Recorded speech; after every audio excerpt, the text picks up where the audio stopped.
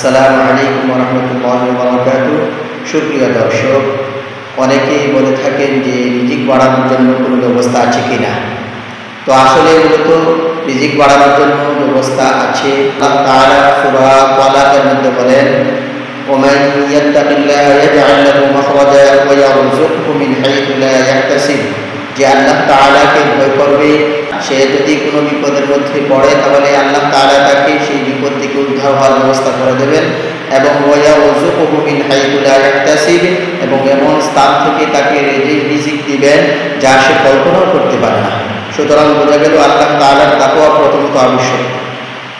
দ্বিতীয়ত আমরা রিজিক বাড়ানোর জন্য আল্লাহ তাআলার কাছে দোয়া করতে পারি, আল্লাহুম্মা কফিনি বিহালালিকা আন হারামিক ওয়া আগনিনি বিফদলিকা আম্মান সিওয়া। এই দোয়া আমরা করতে পারি। 3 নম্বর, রাসূল সাল্লাল্লাহু আলাইহি ওয়াসাল্লাম একটি তাসবিহ আমাদেরকে বলে দিয়েছেন। একজন ব্যক্তি আল্লাহ রাসূল সাল্লাল্লাহু আলাইহি ওয়াসাল্লামকে জিজ্ঞাসা করে, হে আল্লাহর রাসূল, দুনিয়া আমার থেকে পিঠ ফিরিয়ে চলে গেছে, সুতরাং আমি রিজিক বাড়ানোর ব্যবস্থা আমাকে বলে দিন। আল্লাহ রাসূল সাল্লাল্লাহু আলাইহি ওয়াসাল্লাম বলেন, তুমি কি ফেরেশতাদের তাসবিহ জানো না এবং সারা সৃষ্টি জগতের তাসবিহ কি পড়তে পারো না? তিনি জিজ্ঞেস করেন, সেই তাসবিহটি কি? আল্লাহ রাসূল সাল্লাল্লাহু আলাইহি ওয়াসাল্লাম বলেন, সেই তাসবিহটি হলো সুবহানাল্লাহি ওয়া বিহামদিহি সুবহানাল্লাহিল আযীম আস্তাগফিরুল্লাহ। এরপর নবীজি সাল্লাল্লাহু আলাইহি ওয়াসাল্লাম বলেন, ফজরের ওয়াক্ত আসার পর থেকে নিয়ে ফজরের ফরজ নামাজ শুরু হওয়ার পূর্বে 100 বার কেউ যদি পড়তে পারে তাহলে দুনিয়া তার কাছে বিনীত হয়ে চলে আসবে। সুতরাং আমরা বুঝতে পারলাম এই হাদিস থেকে আল্লাহ রাসূল সাল্লাল্লাহু আলাইহি ওয়াসাল্লাম আমাদেরকে তাসবিহ শিখিয়ে দিয়েছেন।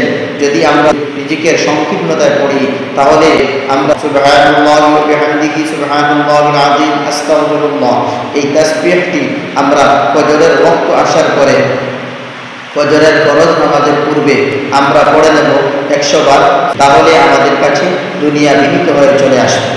সুতরাং আমরা প্রথমত আল্লাহ তাআলাকে ভয় করব, তাকওয়া অবলম্বন করব, দ্বিতীয়ত আল্লাহ তাআলার কাছে দোয়া করব, তৃতীয়ত আমরা এই তাসবিহটি ফজরের ওয়াক্ত শুরু হওয়ার পরে 100 বার পড়ার চেষ্টা করব।